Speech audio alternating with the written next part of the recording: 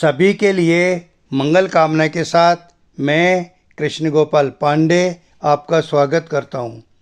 आज का विषय है श्रृंगी ऋषि और देवी शांता।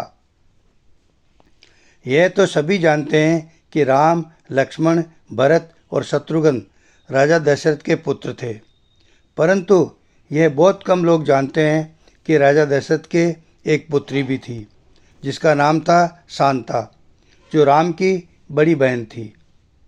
एक मान्यता के अनुसार ऐसा कहा जाता है कि एक बार अंग देश के राजा रोमपाद अपनी पत्नी वर्षिणी के साथ अयोध्या आए थे।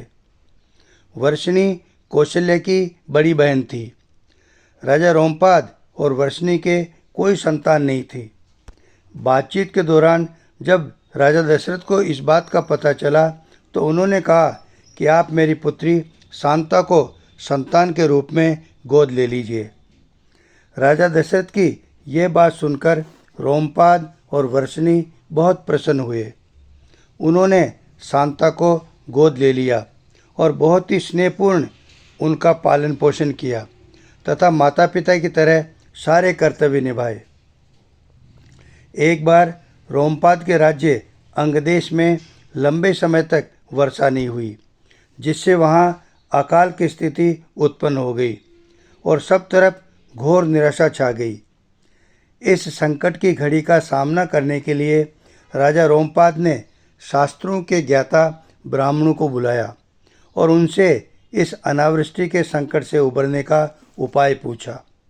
इस पर ब्राह्मणों ने कहा कि यदि किसी तरह विभंडक ऋषि के पुत्र ऋषि श्रृंगी को यहाँ अर्थात अंग देश लाकर यथाविधि उनका आदर सत्कार किया जाए तो यहाँ वर्षा हो सकती है और अकाल से मुक्ति मिल सकती है। राजा रोमपाद ने अपने मंत्रियों से श्रृंगी ऋषि को अंगदेश लाने का उपाय पूछा तो प्रत्युत्तर में उन्होंने कहा कि वैसे तो उन्हें उनके आश्रम से यहाँ लाना बहुत कठिन है, परंतु यदि रूपवती और अलंकार युक्त गणिकाएँ भेजी जाए तो वे श्रृंगी ऋषि को रिझाकर यहाँ ला सकती हैं। हुआ भी ऐसा ही। वे श्रृंगी ऋषि को मोहित करके उन्हें अपने साथ अंगदेश ले आई। ऋषि श्रृंगी जी के नगर में पहुँचते ही रोमपाद के राज्य में वर्षा होने लगी, जिससे सभी प्राणी प्रसन्न हो गए। राजा रोमपाद ने श्रृंगी ऋषि का विवाह अपनी दत्तक पुत्री शांता से कर दिया। इसके कुछ समय बाद राजा दशरथ ने श्रृंगी ऋषि जी को पुत्र कामेष्टि यज्ञ करवाने के लिए बुलवाया। परिणाम स्वरूप राम, लक्ष्मण, भरत और शत्रुघ्न का जन्म हुआ।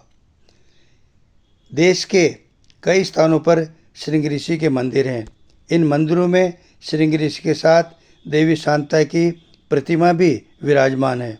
यहाँ दोनों की पूजा की जाती है और दूर दूर से श्रद्धालु उनके दर्शन के लिए आते हैं।